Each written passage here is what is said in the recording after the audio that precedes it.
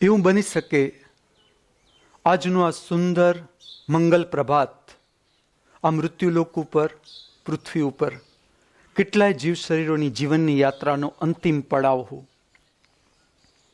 એવું પણ બની શકે આજનું આ સુંદર મંગલ પ્રભાત આ મૃત્યુલોક ઉપર, પૃથ્વી ઉપર કેટલાય જીવ શરીરોની જીવનની યાત્રાનો નવો પ્રારંભ હો. આપણે બંને પ્રકારના જીવ શરીરોની આગળની મંગલકારી, કલ્યાણકારી જીવન યાત્રા માટે આ દિવ્ય સ્થાન ઉપરથી, પવિત્ર સ્થાન ઉપરથી મંગલ પ્રાર્થીએ છીએ.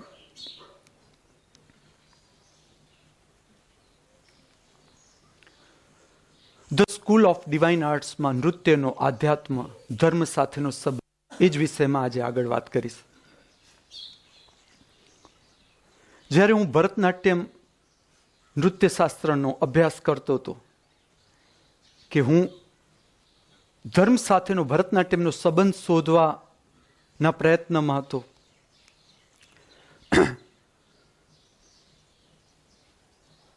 તો હું જેમ ભરતનાટ્યમના સ્ટેપ એનો રિયાઝ કરતો જતો હતો નૃત્યનો, એમાં મને જે ખ્યાલ આવ્યો એ આવ્યો કે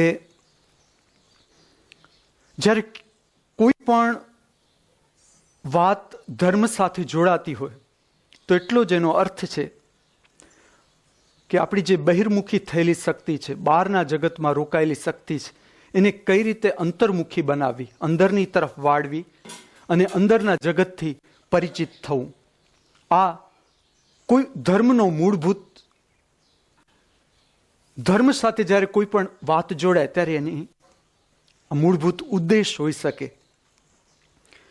તો જે પહેલું રહસ્ય ભરતનાટ્યમમાં મને ધ્યાનમાં આવ્યું એ આવ્યું, અને જે એની બેઝિક શરૂઆત છે કે જેમાં એક એક સ્ટેપ ફ્લોર ઉપર, ભોંયતળિયા ઉપર પછાડવા, એક એક પગ. તો ત્યારે મેં જોયું કે તમે વિચારોમાં ખોવાયેલા હો, વિચારોમાં તમારું ખોવાયેલું ચિત્ત હોય અને તમે ફ્લોર ઉપર પૂરો પંજો, પગનો પૂરો પંજો કરી જોજો. તમે જોરથી મારો, પહેલો પંજો મારો, બીજો પંજો મારો, જોરથી મારો, શક્તિ એટલી પ્રગટ થઈ જશે અને એટલી ઉપર જોરથી ધક્કો લાગશે ખોપરીમાં, એટલે તમે કેટલા ઊંડાણથી જાઓ છો. તો હું જ્યારે પહેલું સ્ટેપ શીખ્યો ભરતનાટ્યમનું, તા, તો પહેલો જે પગ મારવાની રીત હતી, તો એનું જે પહેલો જ મેં અનુભવ કર્યો, પહેલું જ મને રહસ્ય ખ્યાલ આવ્યું એ આ કે તમે કાંઈ નહીં અને ખાલી 2 સ્ટેપ જે પગ છે, પગનો પંજો છે, એ પછાડવામાં આવે ધરતી ઉપર, તો જે એની શક્તિ પેદા થાય, પંજામાંથી જે શક્તિ, જે ધક્કો લાગે અને જે મસ્તિષ્ક સુધી પહોંચે, મનનો બધો ધુમાડો વિખેરી નાખશે. પછી તમે આંખ બંધ કરીને ઊભા રહી જાઓ, મનનો બધો ધુમાડો વિખેરાઈ જશે. હું જેમ જેમ સ્ટેપનો રિયાઝ કરવા માંડ્યો ભરતનાટ્યમ, મને ખ્યાલ આવવા માંડ્યો કે જે આખો પગનો પંજો છે, પગની આંગળી, પૂરો પગનો પંજો, પછી એડી, પછી બેના જોડાણ, જેમ કે પગની આંગળી અને એડી, પગનો મધ્ય ભાગ અને એડી, પગનો મધ્ય ભાગ અને આંગળી, એકે એક જે પગના જેટલી રીતે પગને વાળી શકાય, પછાડી શકાય, એનો મહત્તમ ઉપયોગ, કે એના પછી કાંઈ બાકી જ ન રહે, એનો મહત્તમ ઉપયોગ ભરતનાટ્યમમાં કરવામાં આવેલો છે. તો ત્યાં મને એક વસ્તુ એ સમજાય, જેમ જેમ મેં બીજા નૃત્યશાસ્ત્રોનો પણ અભ્યાસ કર્યો, તો મને જે ખ્યાલ આવ્યો એ એટલો જ આવ્યો કે કોઈ પણ નર્તનમાં જે ફૂટવર્ક છે, પગના પંજા દ્વારા થતું વર્ક છે, એનું એટલું જ મુખ્ય કારણ છે કે જે નીચે તરફ વહેતી શક્તિ છે, ગુરુત્વાકર્ષણ તરફ જતી શક્તિ છે. કારણ કે ધર્મનો અર્થ થશે તમારી શક્તિને ઉર્ધ્વગામી બનાવવી. જે શક્તિ ગુરુત્વાકર્ષણ તરફ જાય છે, જેમ કે પાણી, જેમ ઘન પદાર્થ છે તો એ ગુરુત્વાકર્ષણ તરફ જાય છે, પ્રવાહી છે ગુરુત્વાકર્ષણ તરફ જાય છે, પણ સમજી લો વાયુ છે તો એ ગુરુત્વાકર્ષણથી ઉપર જતું રહે છે. તો જેમ જેમ હલકી થતી જશે શક્તિ, શુદ્ધ થતી જશે, આંતરિક શક્તિ શુદ્ધ થતી જશે, તો એ ગુરુત્વાકર્ષણથી વિરુદ્ધ દિશામાં, ઉપરની દિશામાં વહેવાની શરૂ થશે. તમને કેમ ખબર પડશે કે મારી જે શક્તિ છે ઉર્ધ્વગામી બની? તો એની નિશાની છે.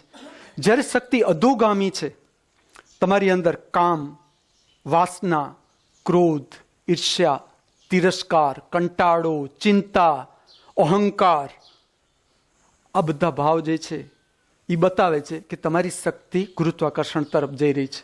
ભારે થઈ ગઈ શક્તિ, હેવી થઈ ગઈ, તો એ શક્તિ જશે ગુરુત્વાકર્ષણ તરફ. પેટથી, મુખ્ય કેન્દ્ર પેટથી જશે ગુરુત્વાકર્ષણ તરફ. જ્યારે તમારી શક્તિ હલકી થઈ ગઈ, શુદ્ધ થઈ ગઈ, વરાળ થઈ ગઈ, ઉર્ધ્વગામી બનશે. નિશાની આનંદ, ઉલ્લાસ, પ્રસન્નતા, પ્રેમ, મિત્રતા, આ બધી એની નિશાની છે કે આ બતાવે છે કે શક્તિ છે ઉર્ધ્વગામી થઈ ગઈ. શાંતિ. અધોગામી હશે બેચેની. તો નૃત્ય જ્યારે ધર્મ સાથે જોડાય ત્યારે મુખ્ય જે નૃત્યનો ભાગ છે, અને અત્યારે હું ભરતનાટ્યમની વાત કરું છું, તો ભરતનાટ્યમ શાસ્ત્રમાં જે ભરત મુનિએ જેટલા પણ સ્ટેપ આપ્યા, સ્ટેપ વર્ક આપ્યું, ફૂટવર્ક આપ્યું, અલગ અલગ રીતે, અલગ અલગ ગતિમાં, અને એમાં પણ જેમ સંગીતમાં 3 ગતિ વપરાય છે, મંદ ગતિ, મધ્ય લય, તીવ્ર લય, તો આ 3 પ્રકારની ગતિમાંથી શરીરને પસાર કરવામાં આવે છે. અને ફૂટવર્ક, જેમ તમે ફૂટવર્કનો અભ્યાસ કરો, અને આ જે હું વાત કરું છું એ હું કોઈ સ્ટેજ વર્ક માટેની વાત નથી કરતો કે તમારે ઓડિયન્સને બતાવવાનું છે, બીજા કોઈને નૃત્ય બતાવવાનું છે. એ લૌકિક નૃત્ય થઈ ગયું. જ્યાં પ્રેક્ષક જોડાયું, સમજી લો, દિવ્ય કલા ક્યાં લૌકિક કલાથી અલગ પડી જશે. સમજજો આ વાત. જ્યારે તમારી અંદર, તમારા ચિત્તમાં જ્યાં સુધી પ્રેક્ષક છે ત્યાં સુધી તમે લૌકિક કલા સાથે સંબંધિત છો, ત્યાં સુધી તમારી કલા બહિર્મુખી છે. જ્યાં સુધી તમારા ચિત્તની અંદર પ્રેક્ષકની હાજરી છે ત્યાં સુધી તમે સમજો કે આપણી જે શક્તિ છે એ બહિર્મુખી છે, કલા સાથેનો સંબંધ બહિર્મુખી છે, લૌકિક છે. જ્યારે પ્રેક્ષક વિલીન થઈ જશે, અંદરની આંખ, અંદર કોક જોવે છે, આપણી અંદર 24 કલાક જોવે છે, 24 કલાક કોઈ સાંભળે છે, આ આંખ સ્પષ્ટ થતી જશે, તમારી કલા પ્રકાશમાં પરિણમશે, દિવ્યતા તરફ લઈ જશે તમને કલા. તો હું જ્યારે અભ્યાસ કરતો હતો ત્યારે હું ક્લાસમાં પણ કે એકલો હું ભરતનાટ્યમના અભ્યાસમાં હું જોતો કે જ્યારે અંતર્મુખી કરી દઉં, ફૂટવર્કમાં સ્ટેપની અંદર પણ અંતર્મુખી થઈ જાય, તો મને ખ્યાલ આવતો કે આ જે ફૂટવર્ક છે એટલા માટે આપવામાં આવ્યું છે કે જે નીચે જતી શક્તિ છે, ગુરુત્વાકર્ષણ તરફ જતી શક્તિ છે, તમે ફૂટવર્ક કરો, જોરથી પગ પછાડો એટલે શક્તિ ઉર્ધ્વગામી જશે, નીચેની તરફ વહી શકશે નહીં. એનું કારણ છે કે જેવું તમે ફૂટવર્ક કરશો, આનું રહસ્ય એટલું છે, ફૂટવર્ક કરો એટલે પગનું જે થિરકન કરો, સ્ટેપ લ્યો પગના, એના કારણે આંતરડાની મુવમેન્ટ વધી જશે. આખું આંતરડું જે આપણી અંદર આપણા શરીરમાં આવેલું છે, એ આંતરડા સાથેનું જે રુધિર છે એના ઉપર પણ અસર આવશે, એની સાથે જોડાયેલું ચેતાતંત્ર છે એના ઉપર પણ અસર આવશે. એટલે એની જે શક્તિ છે જે અધોગામી છે એ ફૂટવર્કને કારણે ધક્કો લાગશે એટલે સંપૂર્ણ શક્તિ ઉર્ધ્વગામી થઈ જશે. એટલે હું જે વર્ગખંડોનો અભ્યાસ, વર્ગખંડમાં જે ભરતનાટ્યમ શીખવવામાં આવતું, એના અભ્યાસમાં મને જે દેખાયું કે આમાં શું કમી છે, તો એટલી જ કે કોઈ પણ ફૂટવર્ક થાય, કોઈ પણ ફૂટવર્ક, અને દરેકનો સ્ટેમિના અલગ છે, એક સરખો ન હોઈ શકે. જેમ કે હું કલાક કરી શકું તો મારી સાથે કોઈ અડધો કલાક કરી શકે, કોઈ 2 કલાક કરી શકે, કોઈ 4 કલાક કરી શકે, કોઈ 24 કલાક કરી શકે. નૃત્ય દરેકનું પોતપોતાની શક્તિ છે. પણ જ્યારે ફૂટવર્કનો એક ભાગ પૂરો થાય ત્યારે શક્તિને અંતર્મુખી કરવી જરૂરી. કારણ કે તમે જો, એટલે જેણે ધર્મ સાથે જોડાય છે, જે ભરતનાટ્યમનો ભાગ ધર્મ સાથે જોડાયેલો છે, અથવા ભરતમુનિ જે વ્યાખ્યાયિત કરે છે ભરતનાટ્યમ, તો એનો તો મુખ્ય ઉદ્દેશ છે અધોગામી શક્તિને ઉર્ધ્વગામી કેમ બનાવી નર્તન દ્વારા. તો મેં જે કમી જોઈ વર્ગખંડમાં એ જોઈ કે કોઈ અંતર્મુખી શક્તિ કરવા માટેનું સ્કોપ નથી વિદ્યાર્થીને. એટલે શક્તિ સતત બહાર જતી રહે અને આખરે શરીર થાકી જાય. એટલે જે રીતે હું નૃત્યકારોને મળતો થયો તો મને એક વાતની નવાઈ લાગી કે જો નૃત્યકાર ચિંતામાં હોય, નૃત્યકાર તમાકુ ખાતા હોય, નૃત્યકારને દારૂ પીવો પડતો હોય, કોઈ પણ આર્ટિસ્ટ છે એને જો આ વ્યસનમાંથી પસાર થવું પડતું હોય તો મને એમ લાગે કે એમની શક્તિ પૂરા અર્થમાં ઉર્ધ્વગામી નથી થઈ. ઉપરના કેન્દ્ર જે છે એ પ્રભાવિત નથી થયા. કારણ કે તમારા જેમ ઉપરના કેન્દ્ર પ્રભાવિત થાય એમ તમે એક્સાઇટેડ ફૂડ લેવો અસંભવ છે, જેનાથી ઉત્તેજના પેદા થાય. બરાબર, દારૂ પીવાની જરૂર જ ન પડે. જો સાચા અર્થમાં નૃત્યની શક્તિ, નૃત્ય તમને સ્પર્શી ગયું તો નૃત્યની શક્તિ જેટલી જોરદાર છે, ઉપરના કેન્દ્રો એવા ખોલશે કે આપણી અંદર જ એક અદ્ભુત આનંદનો સોર્સ છે, સ્ત્રોત છે, પરમાનંદનો સ્ત્રોત આપણે સ્વયં છીએ. તો એની અંદરની જે શક્તિના સંપર્કમાં આપણે જ્યારે આવશું તો આપણે કોઈ ઉત્તેજિત પદાર્થ લઈ શકીએ નહીં. તો હું જ્યારે નૃત્યકારોને મળતો થયો કે આર્ટિસ્ટને મળતો થયો ને જ્યારે એ લોકોના જીવનમાં મેં નિરાશા જોઈ કે કંટાળો જોયો કે જીવનનો થાક જોયો કે આ જાતના વ્યસન જોયા, ત્યારે મને આટલું જ સ્પષ્ટતા થઈ ગઈ, ના, આનું એટલું જ કારણ છે કે આખું નર્તન ખાલી ઓડિયન્સ માટે રહ્યું, ખાલી પ્રેક્ષક માટે રહ્યું. હું તમને જરૂર કહું કે એક સમય હોઈ શકે કે આપણે પ્રેક્ષકને બતાવવાની ઈચ્છા હોય, બીજાને આકર્ષિત કરવાની ઈચ્છા દરેકમાં હોય. હું પોતે પસાર થયો છું કે ઓડિયન્સને કેમ આકર્ષવું, બધાને હોય જ. પણ જ્યારે તમે પોતાના ઉપર કામ કરશો, પોતાના સંપર્કમાં આવશો, તો પરમાત્માની આંખ જે આપણી અંદરથી જોઈએ છે, એ આંખની શક્તિ એટલી જબરજસ્ત છે, એટલી મોટી છે કે એના સંદર્ભમાં, એના સરખામણીમાં પ્રેક્ષકની આંખ કાંઈ જ નથી.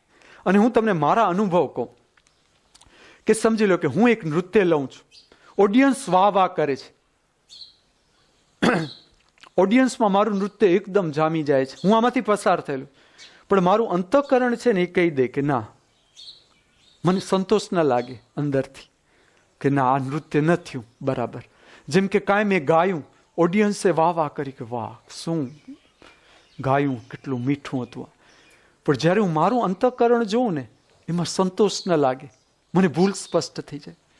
તો તમે બરાબર જે આપણો અહીંનો અભ્યાસ હું તમને આપું છું, 24 કલાકનો અભ્યાસ, પોતાનો જે અભ્યાસ છે એમાં તમારું અંદર ભૂલ શોધનાર છે જ, એને બધી જ ખબર છે કે આ ભૂલ કરી છે. પરમાત્માએ પોતાની આંખ દરેક જીવમાં રાખી છે. અને જેમ આપણે મનુષ્ય યોનિમાં આવીએ, ધર્મ તરફ આપણી ગતિ થાય, પોતાને સમજવા તરફ, જીવન સમજવા તરફ જ્યારે આપણે ગતિ કરીએ ત્યારે આ વાત એકદમ સ્પષ્ટ થતી જશે. તમે જેમ જેમ ઉતરતા જશો પોતાની અંદર, તમને ખ્યાલ આવશે કે આપણી અંદર બનતી એક ઘટનાથી એ પરિચિત છે. એટલે હું હંમેશા તમને કહીશ કે પાપ અને પુણ્યનો હિસાબ લખનાર કોઈ આકાશમાં નથી. ઈશ્વર કોઈ આકાશમાં નથી બેઠો ચોપડો લઈને કે આપણા પાપ પુણ્ય હિસાબ લખતો હોય આકાશમાં બેઠો. પ્રતિપલ આપણું રેકોર્ડિંગ છે આપણી અંદર. તમે શાંતિથી બેસીને સાંભળો, આખું રેકોર્ડિંગ છે. તમે આખો દિવસ જ્યારે પૂરો કરો, રાતની નિદ્રામાં પ્રવેશો એનાથી પહેલા જુઓ. હું તમને હંમેશા કહીશ, દરેક વ્યક્તિ સાથે, દરેક પરિસ્થિતિમાં તમે શું ભૂલ કરી. જેણે ધર્મની દિશામાં કામ કરવું છે, જેણે સત્યના રસ્તા ઉપર ચાલવું છે, આગળ કામ કરવું છે, ઉપર ઉઠવું છે, એણે હંમેશા યાદ રાખવું, કોઈ દિવસ વ્યક્તિ કે પરિસ્થિતિને જો તમે દોષિત માન્યા કે આ વ્યક્તિએ મને ગાળ આપી એટલે મને ગુસ્સો આપ્યો, તમે ધર્મના રસ્તા ઉપર ના પાસ. ધર્મનો રસ્તો છે પોતાની ભૂલ શોધવી. અને તમે જેમ શાંત બેસતા જશો, તમારી અંદરનું આખું રેકોર્ડિંગ જે પરમાત્માએ કરેલું છે એ તમને સંભળાવશે કે જો આજનો દિવસ તમે આ કર્યું. હું નૃત્યમાં એ જ જોતો કે ઓડિયન્સ ગમે એટલી વાહ વાહ કરે, પણ મને અંદર ખબર પડી જાય કે ના, મારું નૃત્ય મને સંતોષકારક ન લાગે. અને જેમ જેમ તમે પોતાની અંદર ઊંડા ઉતરતા જશો, હું તમને એક વાત કહીશ કે જ્યાં સુધી અંદર એક અભાવનો અનુભવ છે, આ અભાવ મનુષ્ય શું કરે છે, જીવનભર જે અંદર લાગતો અભાવ છે, કાંઈક ખૂટે છે એવો ભાવ, કાંઈક ખૂટે છે એવું દર્શન, એને હંમેશા બહારથી ભરવાનો પ્રયત્ન કરે છે. પછી પ્રતિષ્ઠાથી હોય, પૈસાથી હોય, પણ એ બહારથી ભરવાનો પ્રયત્ન કરે છે. અંદરનો અભાવ, સાચા અર્થમાં અભાવ તમે સમજો, તમે દર્શન કરો, અંદરનો અભાવ છે શું. જેમ તમે અંદરનો અભાવના દર્શન કરતા થશો, વિજ્ઞાન એવું છે આધ્યાત્મનું, અભાવના તરંગ વિખેરાતા જશે પોતે. આત્માનો અર્થ છે સ્પેસ, પરમાત્માનો અર્થ છે અનંત અવકાશ, અનંત સ્પેસ. તો જેમ જેમ આપણે અભાવ અંદર અનુભવવાનો જ છે, અભાવ ક્યારે ભરાશે નહીં. મન એટલે સમજો કાણાવાળું ભિક્ષાપાત્ર લઈને ઉભેલો ભિખારી. મનનો અર્થ ફરીથી કહું, કાણાવાળું ભિક્ષાપાત્ર લઈને ઉભેલો ભિખારી. અપેક્ષા તમે 1000 પ્રયત્ન કરશો કે મારી અપેક્ષા સંતોષાય, મન ક્યારે રાજી થશે નહીં. મનનો સ્વભાવ જ નથી રાજી થવું. એટલે અંદરનો અભાવ મનુષ્ય જે ભૂલ કરે છે જીવનભર હું જ્યાં સુધી માણસ સંપર્ક કરી શકે છે બોલવાથી, આંખોથી, હું એવા મનુષ્યો સાથે રહ્યો, દરેક પ્રકારના, દરેક ઉંમરના, હું જો છેક સુધી મનુષ્યની આંખમાં ફરિયાદ જ રહી તો આપણે ચૂકી ગયા જીવનની ભેટ ચૂકી ગયા. આપણે જીવનનું જે સત્ય છે, જે જાણવાનું છે, જીવન આપણને રો મટીરિયલ મળી ગયું છે જીવનનું. હવે જ્યારે આપણે આ સમજવાનું શરૂ કરશું, આપણે પોતાની અંદર, પોતાનો સ્વભાવ, ત્યારે સાચા અર્થમાં જીવનની કિંમત, એક એક શ્વાસની કિંમત સમજાશે કે એક એક શ્વાસ આવવો, એક શ્વાસ આપણી અંદર આવવો અને એક ઉચ્છ્વાસ બહાર નીકળવો, એ કેટલી મોટી ઘટના છે. અને જો તમારે જીવન સમજવું હોય સાચા અર્થમાં, તો જીવન પ્રતિપલ જે મુખ્ય ઘટના છે એ છે શ્વાસ ઉચ્છ્વાસ. આખા જીવનને તમારે એનો સાર પકડવો હોય કે જીવનનો સાર એટલે શું, તેમાં 2 જ વાત આવશે: શ્વાસ અંદર આવવો, ઉચ્છ્વાસ બહાર ફેંકાવો. આ પ્રતિપલ બનતી સૂક્ષ્મ ઘટના છે. એટલે જીવન પ્રતિપલ જન્મ લે છે, પ્રતિપલ જીવન જન્મ લે છે, પ્રતિપલ એક જીવનનો અંત આવે છે. ઉચ્છ્વાસ બહાર ફેંકાઈ જાય છે, જીવનનો અંત. શ્વાસનું અંદર આવવું, જીવનની શરૂઆત. તમે આખી આપણા જીવનની મૂળભૂત ઘટના જુઓ. જ્યારે આપણું જીવન શરૂ થાય છે ધબકવાનું, મૂળ ઘટના શું બને છે? આપણે શ્વાસ લઈએ છીએ, જીવન ધબકવાનું શરૂ. અંતિમ ઘટના શું બને છે?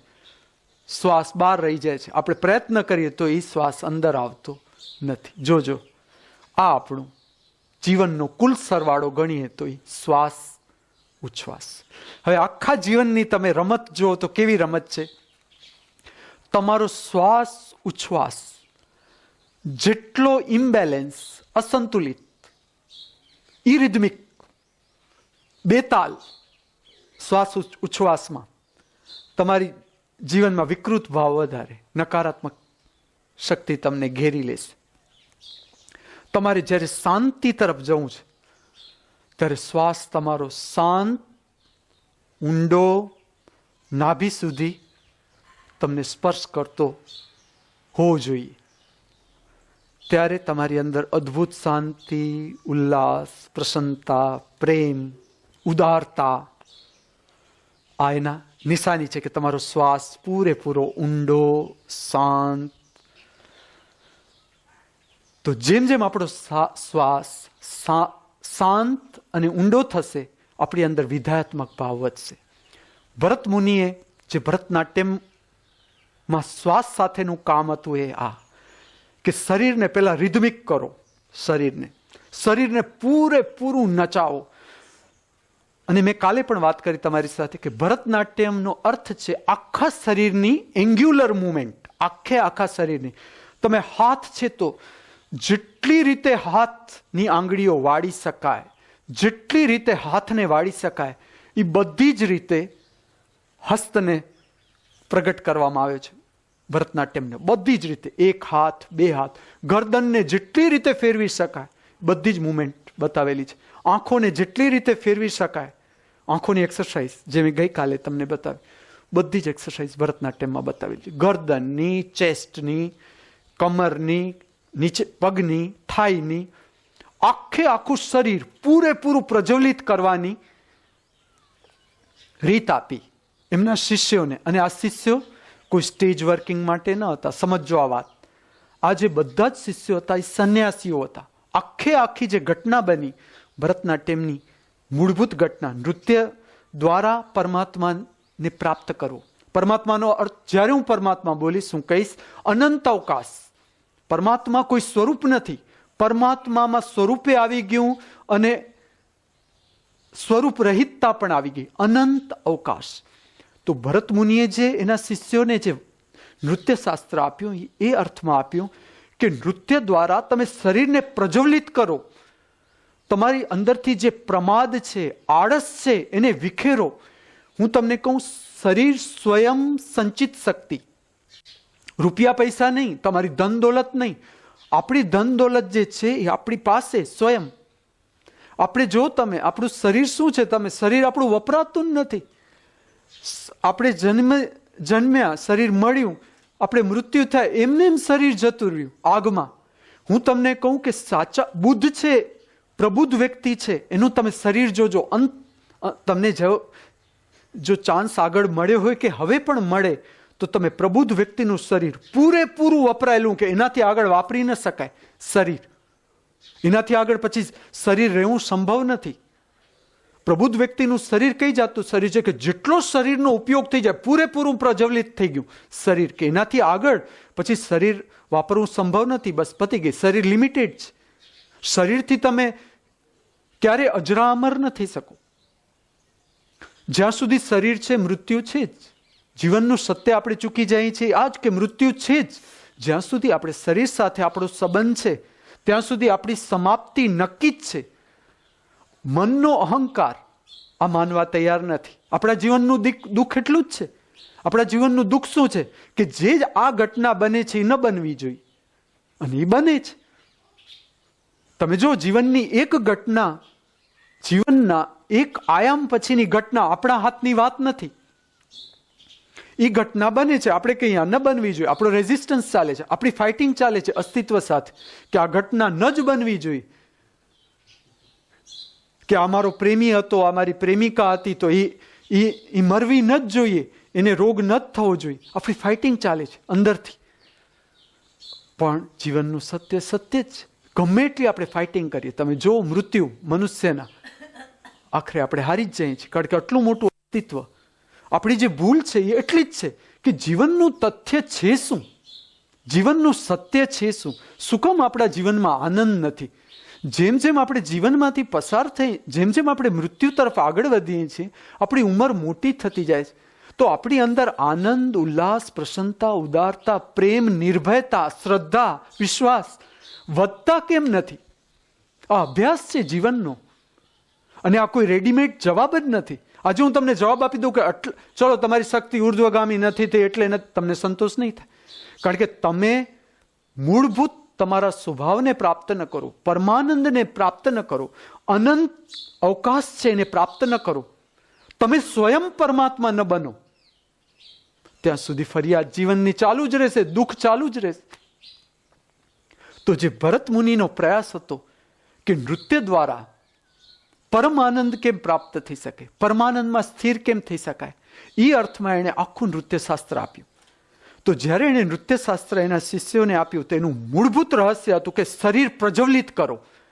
જે ફૂટવર્ક આપવામાં આવ્યું, જે સ્ટેપ આપવામાં આવ્યા, એનું એટલું જ કારણ હતું કે જે શક્તિ તમે ભરત મુનિની દ્રષ્ટિ તમે જોજો, એણે તો જે પાતંજલિ કહે છે કે અંતિમ ચક્ર છે એ કામ કેન્દ્ર ગણવામાં આવ્યું, કે જ્યાં શક્તિ, મનુષ્યની જે અંતિમ શક્તિ છે એ ત્યાં જમા થાય છે. વધારાની શક્તિ છે એ કામ કેન્દ્ર પાસે જમા થાય છે, નાભીથી નીચે. ભરત મુનિનું જે દર્શન હતું એ હતું કે પગનો પંજો છે એ શક્તિ ત્યાં બંધ થાય છે, ત્યાં શક્તિ સ્થિર થાય છે પગના પંજા ઉપર. એટલે જે એને આખી સ્ટેન્ડિંગ પોઝિશન છે, ઊભવાની જે પોઝિશન છે, એને અડધી કરી નાખી. આયાત મંડળ કહેવામાં આવે છે. અડધી સ્થિતિમાં શરીરને ઊભા રાખવું અને પગને પછાડો.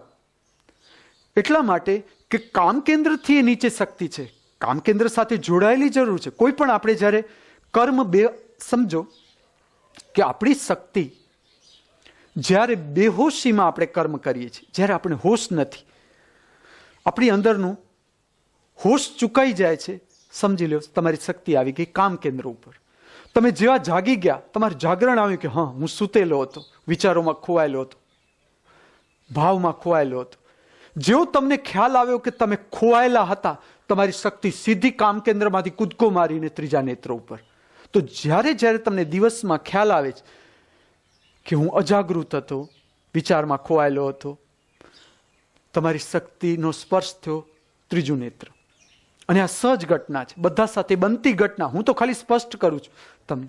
જેવો તમે વિસ્મૃત થયા, તમે ખોવાયા, તમારી શક્તિ આવીને ઊભી રહી ગઈ કામ કેન્દ્ર ઉપર, સંચિત થવા માંડી શક્તિ. તો તમે પોતે અભ્યાસ કરજો. જ્યાં સુધી તમારું કામ કેન્દ્ર સક્રિય છે, મન સક્રિય રહેશે. જ્યાં સુધી તમારું કામ કેન્દ્ર અશુદ્ધ છે, સક્રિય છે, અભ્યાસ છે.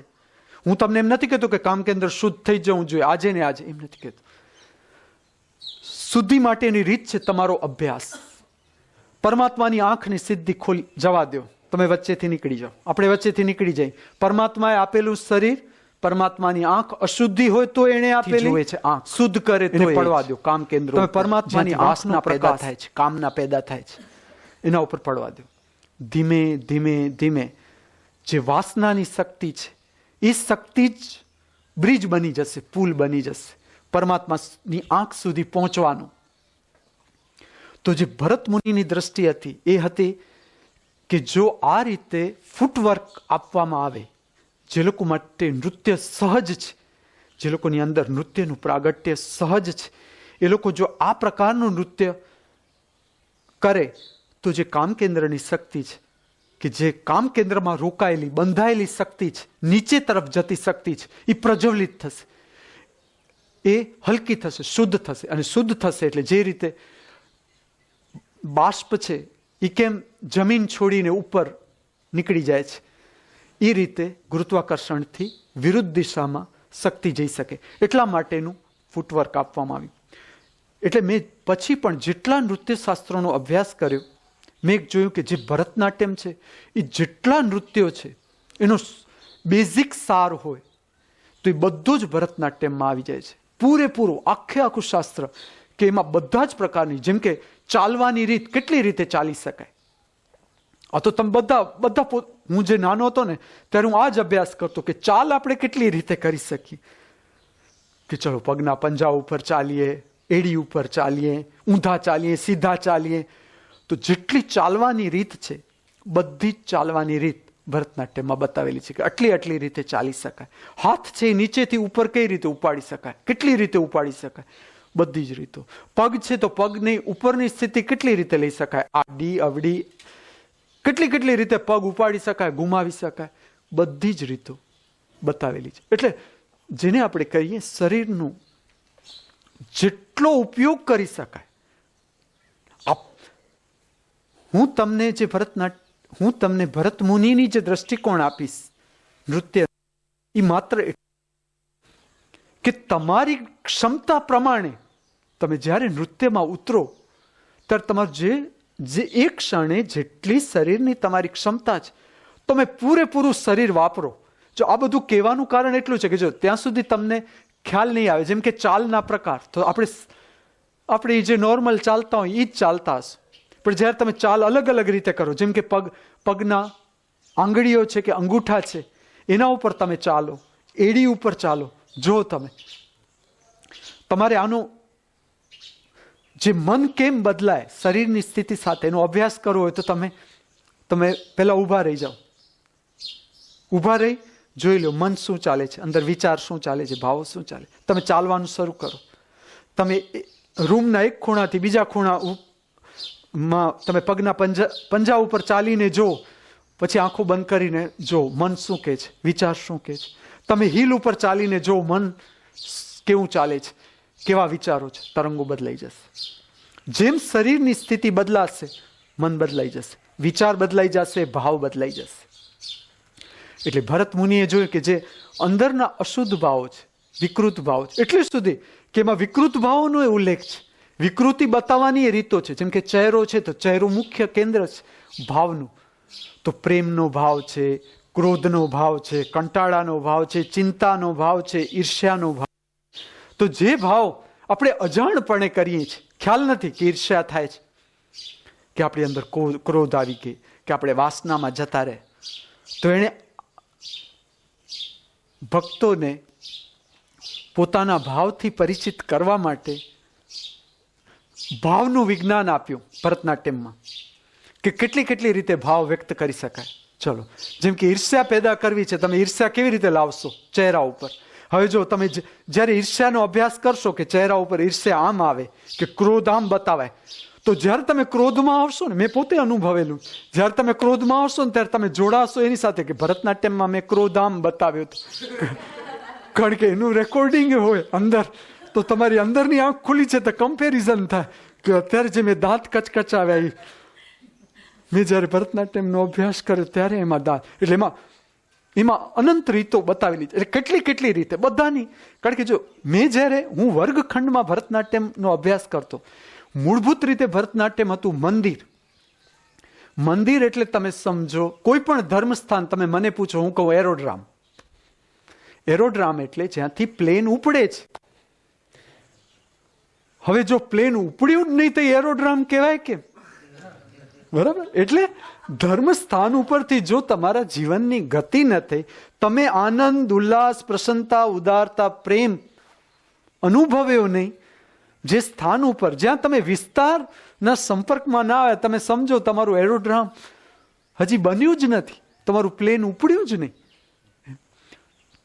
તો અગત્યની જે વાત છે, જે નૃત્ય સાથે જોડાતી વાત છે, એ આ જે વાત હતી એ ચૂકાઈ ગઈ. કારણ કે મંદિર ધીમે ધીમે મંદિર જે જાગૃત વ્યક્તિઓ જે નૃત્ય સાથે જોડાયેલા હતા, એ જ્યારે નીકળી ગયા ત્યારે નૃત્ય જતું રહ્યું પ્રેક્ષકોની અંદર, વાવામાં, પૈસો કમાવામાં, ધન કમાવામાં. કલાઓ જતી રહી. જે ભારતની કલાઓ હતી, હું દિવ્ય કલા શબ્દ એટલા માટે વાપરું છું કે કલા અહીંયા અંત નથી. માણસોએ તાળીઓ વગાડી, તમારું છાપામાં નામ આવ્યું, તમારું ટીવીમાં નામ આવ્યું, તમને આખો દેશ માનતો થઈ ગયો, તમને આખી દુનિયા માનતી થઈ ગઈ. જે લોકોને માનતી થઈ ગઈ છે, તમે એને પૂછો, તમે સાચા અર્થમાં આનંદિત છો અંદરથી? તમે પ્રસન્ન છો? તમે પરમાત્માને પ્રાપ્ત કર્યા તમારી કલાથી? જેના નામ છે, તમે મળો, તમને ચાન્સ મળે, તમે રહ્યો એની સાથે, એના જીવનમાં છે પ્રસન્નતા. અને બીજી બાજુ તમારું કોઈ નામ ન હોય, કોઈ તમને ઓળખતું ન હોય, તમારી પાસે ધન નથી, દોલત નથી, કાંઈ જ નથી, તમે તમારા જીવનનું કેન્દ્ર પ્રાપ્ત કરી લીધું. તમારા જેવો બાદશાહ આ દુનિયામાં કોઈ નહીં.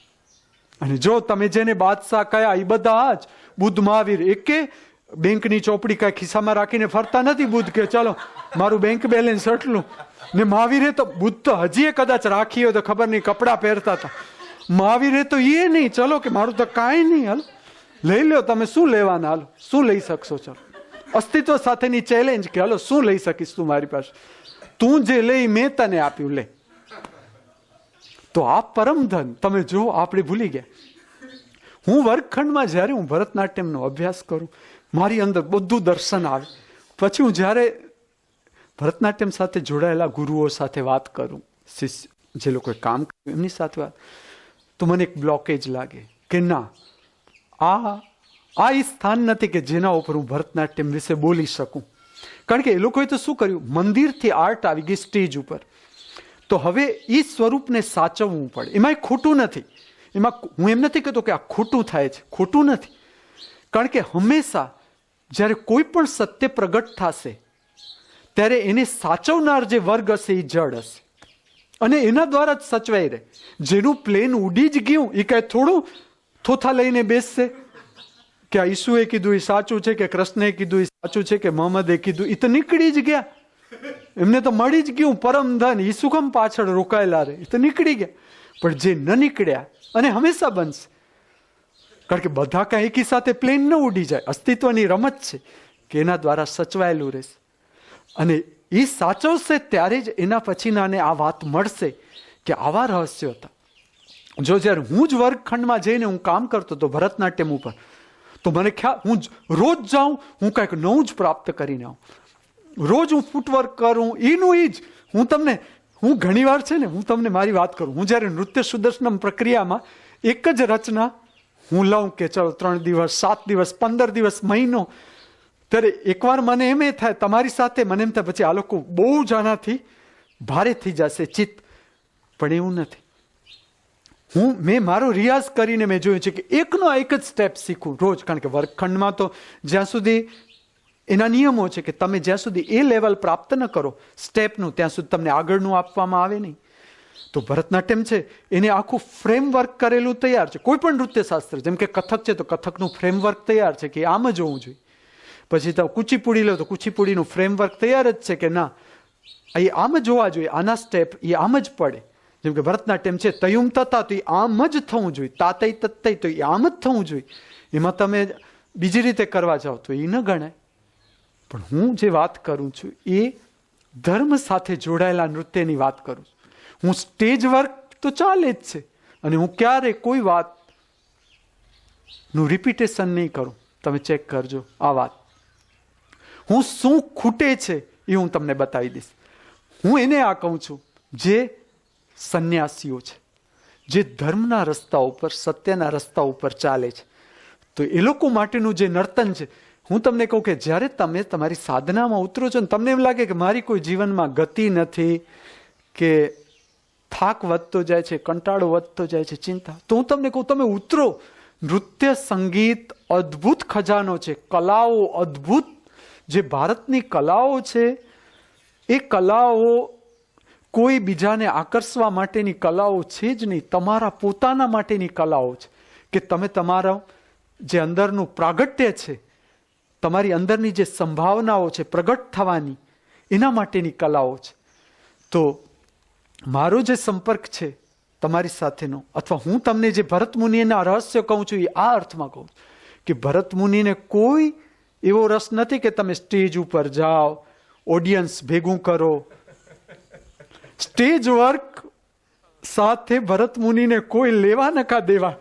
પછી હું તમને મારી વાત કરું કે હું ત્યારે બધા જ, જ્યારે મારું BSc પૂરું થયું અને મને તો એમ થયું કે જાણે મારા હાથમાં ખજાનો આવી ગયો આમ. જ્યારે કારણ કે એટલું બધું મને રોજ મારા સંપર્કમાં આવે, મને મળતું થાય મારી જ અંદરથી, કે એક બાજુ હું શીખું બહિર્મુખી ભરતનાટ્યમ, અને હું અંદરથી આવતો જાઉં ભરત મુનિના રહસ્ય સાથેના સંપર્કમાં. ઘટના કેવી બને છે કે એ સમયના જેટલા નૃત્યકાર અમદાવાદમાં અવેલેબલ હશે અને મારા હાથમાં એડ્રેસ આવ્યું હોય, પછી સંગીતના વર્ગ હોય, નૃત્યના વર્ગ હોય, કલાના વર્ગ હોય, મેં આખું વેકેશન જે પસાર કર્યું, ક્યારે વેકેશન પૂરું થઈ ગયું મને ખબર ન પડી. સવાર પડે હું રાહ જોતો, મારે ઊંઘ ના આવે, 4 વાગ્યાથી ઊંઘ ઉડી છે, મને તો ક્યારે સવાર થાય 7 વાગે મેડમ એના ક્લાસ ખોલે, હું જાઉં નૃત્યની પ્રેક્ટિસ શરૂ કરું. મને પાછા કોઈ નવા એડ્રેસ આવે કે અહીંયા ક્લાસ ચાલે છે, અહીંયા ઇન્ડિવિજ્યુઅલ ક્લાસ ચલાવે છે, હું એની પાસે જાઉં કે એ શું કરાવે છે, આ શું કરાવે છે, બધે ફરું. જેટલા નૃત્યકારો હતા એ સમયે અમદાવાદમાં સંગીતના વર્ગ હતા, બધા જ સંગીતના વર્ગ, બધા નૃત્યના વર્ગ, બધે જઈ આવું કે એ લોકો શું કરે છે, એ લોકો ભરતનાટ્યમને શું માને છે, કે કથકને શું માને છે, કેવી રીતે લે છે, એ લોકો રચનાઓ કેમ લે, બધું જ જોયા. પછી જે મારો સંપર્ક થયો જે કલાકારો સાથે, પછી એ લોકોના કાર્યક્રમમાં મને આમંત્રણ આપે, હું એ લોકોના કાર્યક્રમમાં જાઉં. ઇવન જ્યારે મને પોતાને ચાન્સ મળે હું કાર્યક્રમમાં ઉતરું, હું જોઉં ભરતનાટ્યમ અને મેકઅપ, કારણ કે હું પોતે આમાંથી પસાર થયેલો, કે એટલો આર્ટિફિશિયલ મેકઅપ, લાઇટો આંખ હાંજી નાખે. મેં પોતે જેમ તમે જાગતા જાય, તમારી અંદરનું જેમ જાગરણની શક્તિ પેદા થતી જાય, એમ તમારી સંવેદનશીલતા વધતી જાય. હું પોતે અનુભવું કે સ્ટેજ વર્કમાં એક સમય પછી મને અંધાપો લાગવા માંડ્યો, કે હું સ્ટેજ વર્ક કરું તો મને અંધાપો આવી જાય. અઠવાડિયા સુધી મારી આંખો જે સરખું જોઈ ન શકે, કારણ કે જે લાઇટો આવે આર્ટિફિશિયલી સહન ન થાય.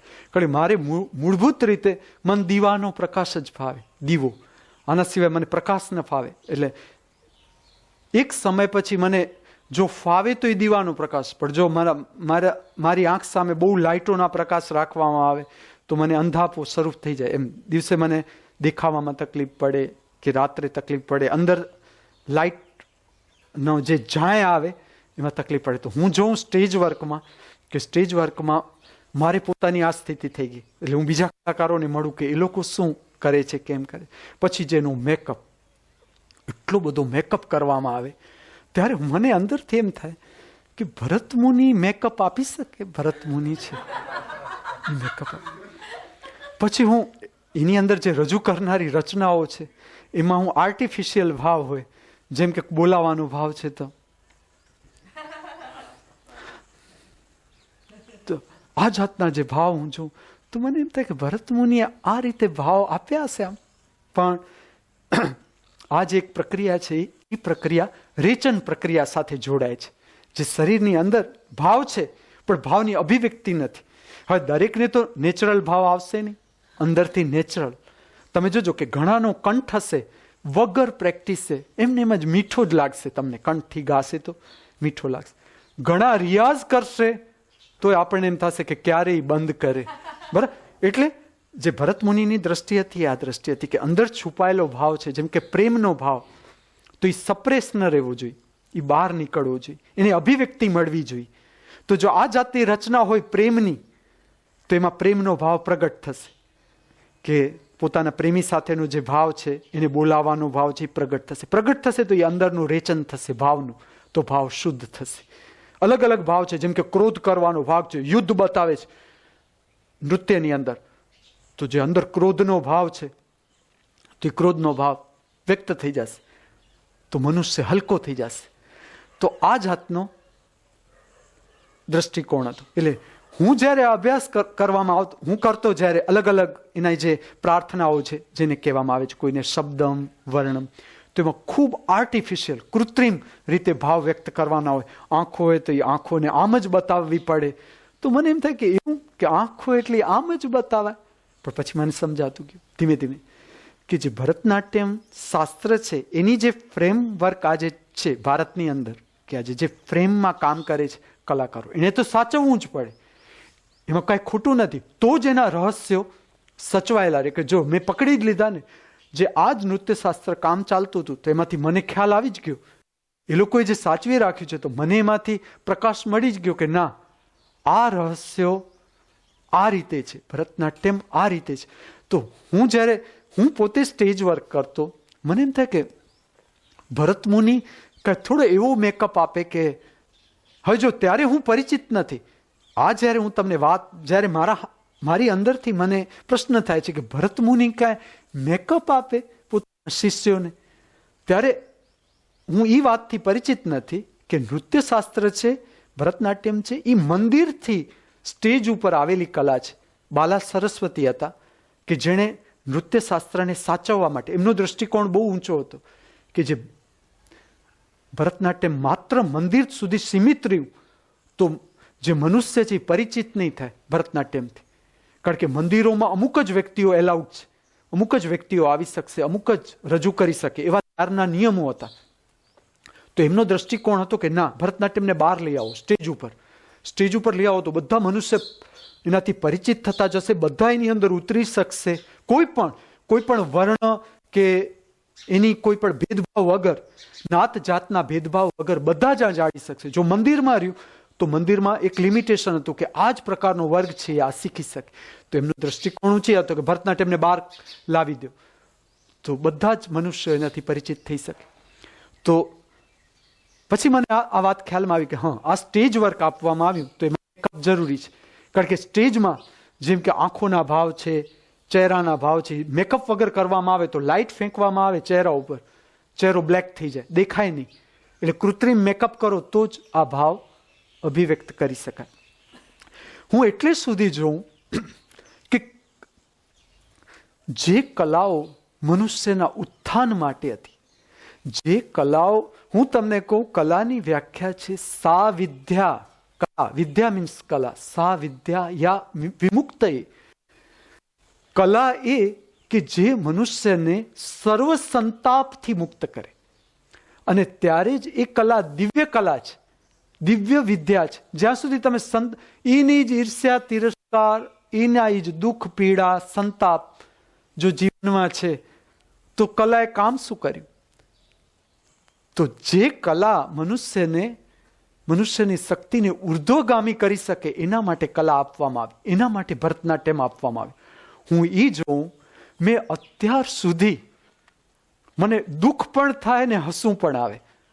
મોટા મોટા મંદિરો જેના નામ છે આજે આ જગતમાં, અને જેની સાથે નૃત્ય જોડાયેલા છે, આ બધા નૃત્યો રાતના કૃત્રિમ લાઇટ પ્રકાશમાં રજૂ કરવામાં આવે. હું તમને એક રહસ્ય કહું કે જેણે ધર્મની દિશામાં કામ કરવું છે, તમે પોતે, હું મારી વાતને સીધી માનતા નહીં, પણ જેણે ધર્મની દિશામાં કામ કરવું છે એને કૃત્રિમ લાઇટ છે એ જેટલી એનો ઉપયોગ જેટલો ઓછો કરી શકાય એટલો ઓછો કરો. તમારે જોવું હોય તો તમે જોજો, તમે 0નો બલ્બ ચાલુ રાખીને તમે ધ્યાનમાં બેસો, તમે વિચારોની ક્વોલિટી, ગુણવત્તા, વિચારોની સંખ્યા, વિચારોની ગતિ જો. તમે દીવાનો પ્રકાશ કરીને આંખો બંધ કરીને બેસો, તમારી વિચારોની ગતિ, એની જે ક્વોલિટી, ગુણવત્તા છે એ જોજો કે શું ફેર લાગે છે. તો આ જ રીતે નૃત્યશાસ્ત્ર છે, અને સ્પેસિફિકલી હું અત્યારે નૃત્યશાસ્ત્ર ઉપર બોલું છું, એટલે ભરતનાટ્યમને ધ્યાનમાં રાખીને જ બોલું છું કે ભરતનાટ્યમ અથવા નૃત્ય કૃત્રિમ લાઇટમાં જો કરવામાં આવે તો શક્તિ બહિર્ગામી થઈ જશે, બહિર્મુખી. શક્તિની જ્યારે હું તમારી સાથે વાત કરું ત્યારે શક્તિનું રહસ્ય એવું છે કે જે વધારાની શક્તિ, તમને કેમ ખ્યાલ આવશે કે વધારાની શક્તિ?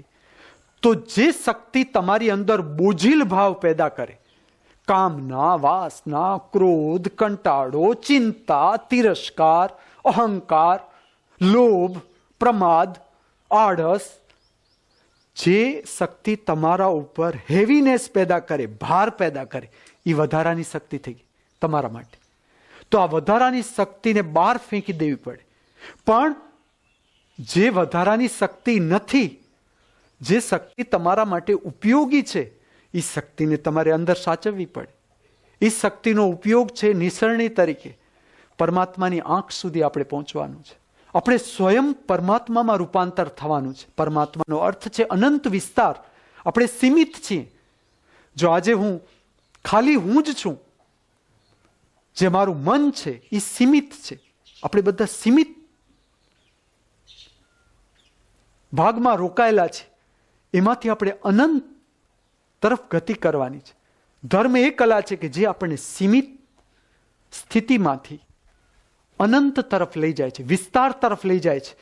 એ ધર્મ કલા છે, એ ધર્મ વિદ્યા છે. તો હું જોતો કે જો આર્ટિફિશિયલ લાઇટમાં નૃત્ય કરવામાં આવે તો તમારી કલાકારની શક્તિ સંપૂર્ણ બહિર્મુખી થઈ જવાની, વિક્ષિપ્ત થઈ જવાના.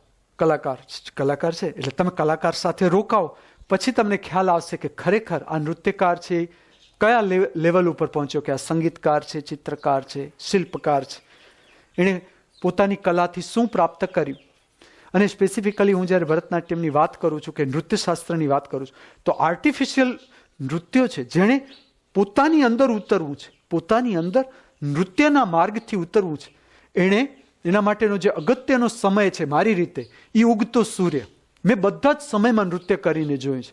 તો એના ઉપરથી મારું જે નિષ્કર્ષ છે એ છે ઉગતો સૂર્ય. ઉગતા સૂર્યને પછીનો કલાક, 45 મિનિટથી કલાક નૃત્યની સાધના, એટલે જેમાં તમારે પોતાના સંપર્કમાં આવવું છે, પોતાની શુદ્ધિ કરવી છે. ઇનફ, પૂરતું છે. એ જ રીતે સૂર્યાસ્તનો સમય, કે સૂર્ય ધીમે ધીમે ધીમે ઢળી રહ્યો છે, કે હજી સૂર્ય પૂર્ણ અલુપ નથી થયો, હજી સૂર્ય છે. તો એ બે જે સમય છે એ જ માત્ર નૃત્ય સાથેની સાધના છે, એના ઉત્તમ સમય છે. હું તમને એમ નથી કહેતો કે તમે મધરાતે નૃત્ય કરવાનો અનુભવ ન લ્યો, કે સૂર્ય આવ્યો નથી એનાથી પહેલા નૃત્યનો અનુભવ, તમે અનુભવ બધા જ કરો, પણ તમે જો મારી વાતે સાથે સાથે ચકાસો કે આ વાત સાચી છે કે નહીં. તો હું તમને કહું છું, ઉગતો સૂર્ય અને આથમતો સૂર્ય આ બંને નૃત્યની સાધના માટેનો ઉત્તમ સમય છે. એટલે જે આપણે અહીં હું તમારા સામે નૃત્ય સુદર્શનમ પ્રક્રિયા લાવું છું, તો એના બે સમય છે કે જેમાં આપણે કૃત્રિમ લાઇટ છે એનો આપણે ઉપયોગ કરતા નથી. જે સૂર્યનો પ્રકાશ, મને ઘણીવાર જે લોકો આ કેમેરા સાથે જોડાયેલા છે ને એ લોકો પહેલાં પણ હમણાં પણ ઘણા વાત કરે, આઈડિયા પણ આપે મને કે આમાં જો આપણે કૃત્રિમ અમુક લાઇટ રાખવામાં આવે તો ચહેરાના ભાવ પકડી શકાય, ચહેરો વધુ સ્પષ્ટ કરી શકાય.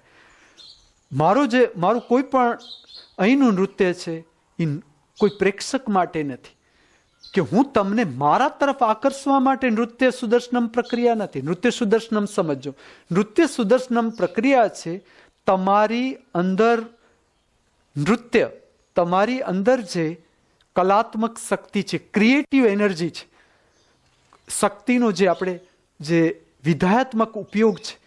એટલે હું ઘણીવાર જે લોકો આંખો બંધ કરે હું એમને કહું છું કે આંખો બંધ ન કરો, એટલા માટે કે સુદર્શનમ પહેલા તમે આખું નૃત્ય જે તમારી સામે પ્રગટ થાય છે એને બરાબર દર્શન કરતા શીખો, દર્શન કરો નૃત્યના. કારણ કે આજે આપણી કલાઓ જેમ કે એટલું બધું રેર થઈ ગયું. ભરતનાટ્યમ છે, તમે અમુક વર્ગમાં જાઓ કે અમુક વર્ગખંડની અંદર જાઓ, અમુક શહેરોમાં જાઓ ત્યારે તમને ભરતનાટ્યમ જોવા મળે. એ તમે જ્યારે એના સ્ટેજ પ્રોગ્રામ થાય ત્યારે ભરતનાટ્યમ જોવા મળે.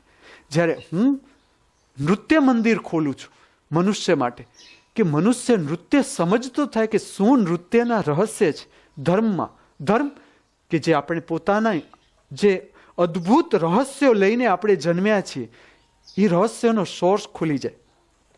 તો નૃત્ય સુદર્શનમનો જે હું સમય આપું છું, ઉગતી સવાર અથવા આથમતો સૂર્ય, તો એનું અને આ બંને આપણી અંદર ઉદ્ભવતી શક્તિના મુખ્ય સમય. સમજો આ વાત. ઉગતો સૂર્ય છે ને આટલું બધું પ્રાર્થનામાં જે મહત્વ આપવામાં આવ્યું, એ મહત્વ આપવામાં આવ્યું તો એટલા માટે કે આ સમયે શક્તિ છે એ એક સ્પેસિફિક રીતે તમારી અંદર વહેવાની શરૂ થશે જ્યારે સૂર્ય ઉગશે. કારણ કે જ્યારે સૂર્ય નહીં હોય ત્યારે અસ્તિત્વ સંભવ નથી, આ પૃથ્વી સંભવ નથી. આપણું અસ્તિત્વ ત્યાં સુધી જ છે જ્યાં સુધી સૂર્ય છે. તો સૂર્યની શક્તિ જેવી પ્રગટ થઈ આપણી અંદર એક અલગ જ પ્રકારની શક્તિનો જન્મ થશે.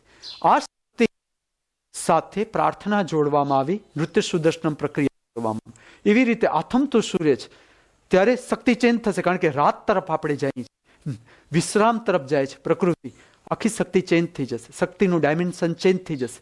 તો આથમતા સૂર્યની જે સંધ્યા છે, સંધ્યા પૂજાનું જે મહત્વ છે એટલું છે કે ત્યારે શક્તિ ચેન્જ થશે. જ્યારે શક્તિ થાય ત્યારે તમે શક્તિને પ્રજ્વલિત કરી દો, ત્યારે તમારી અંદરની જે જોવાની ક્ષમતા છે, જે તમારી દ્રષ્ટા શક્તિ સાથે સંપર્ક કરો, સાધના છે એને પ્રગટ કરો એ સમયે. તો જે શક્તિ નિદ્રામાં, આળસમાં, પ્રમાદમાં જતી રહે છે એ શક્તિને આપણે જોડી શકીએ પરમાત્મા સાથે, અનંત વિસ્તારનું જે દ્વાર છે એની સાથે જોડી શકીએ.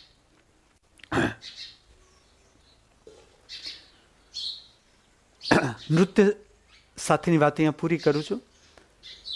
હેલ્થ સંબંધિત એક વાત લઈ લઉં. ફકીર કપાસીઓ પોતાની અને એ પ્રોબ્લેમ રજૂ કાનમાં એક છેદ બતાવે છે કે જેની અંદરથી પરુ આવતું હોય. તો કેટલેક રહસ્યો બધાએ સમજવા જરૂરી છે. હું એક સાદી વાત કરું. સમજી લો કે તમને શરદી થઈ છે અને તમે ઘી ખાઓ તો દરેકે સમજવાનું છે કે આપણી અંદર જ્યારે પાચન થાય ત્રણ પ્રકારના પદાર્થ પેદા થાય.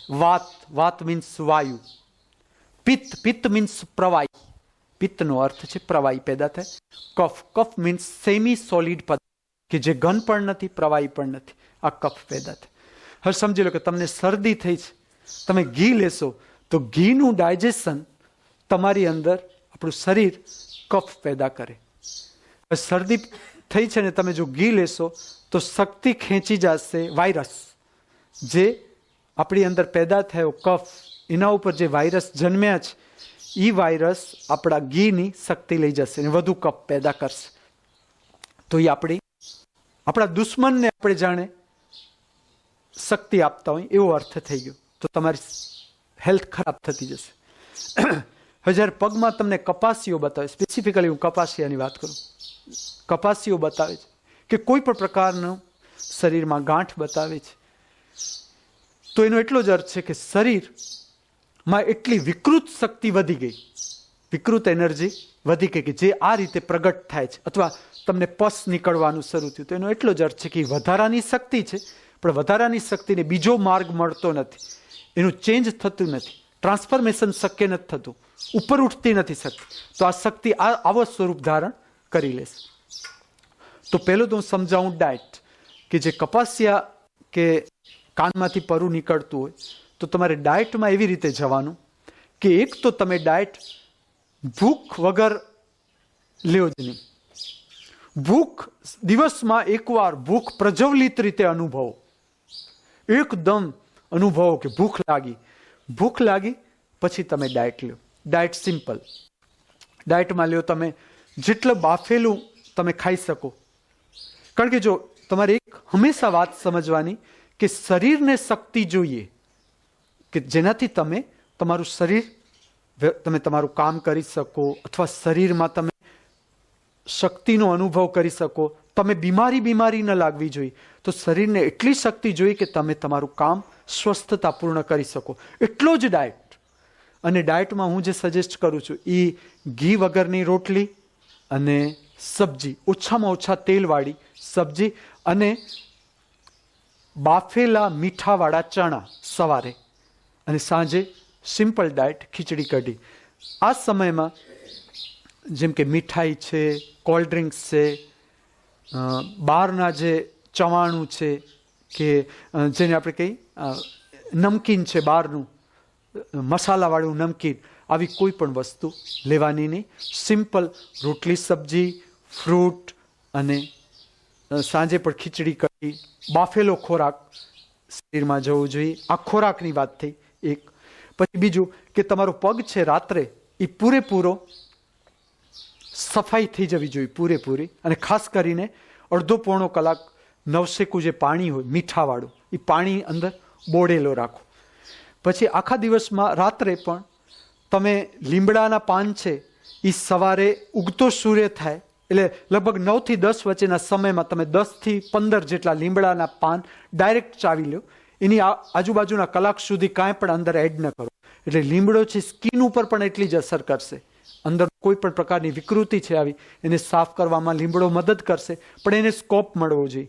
જેમ કે તમે લીમડો પીધો ને અડધા કલાક પછી ચાય પી લીધી તો લીમડાની જે એનો થેરાપ્યુટિકલ યુઝ છે અથવા જે એનો મેડિકલનો યુઝ છે એ ઉપયોગ થઈ શકશે નહીં. એટલે 45 મિનિટથી કલાક સુધી કાંઈ ન લે લીમડો ચાવ્યા પછી. એવી જ રીતે રાત્રે પણ 10 થી 15 લીમડાના પાન સાથે રાખો. જ્યારે મીઠાના પાણીથી તમે પગ સાફ કરી લો આખો, ત્યારે લીમડો ચાવો થૂંકથી, થૂંક પેદા કરો અંદર. સમજાય છે ને હું કહું છું એ વાત ખ્યાલ આવે છે ને? આપણે અંદર ચાવશું એટલે થૂંક પેદા થશે, એ થૂંક છે એ લઈ અને તમે તમારો જે કપાસીઓ છે એના ઉપર ચોડી દો.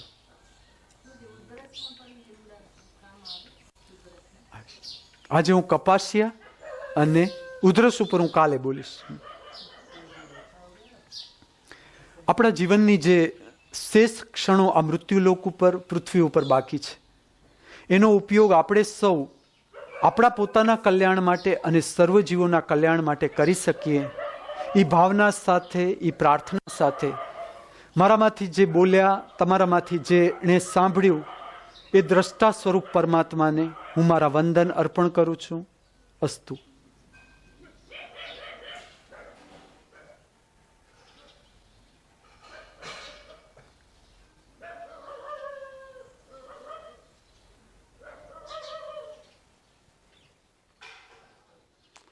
એટલી મજા આવી ને.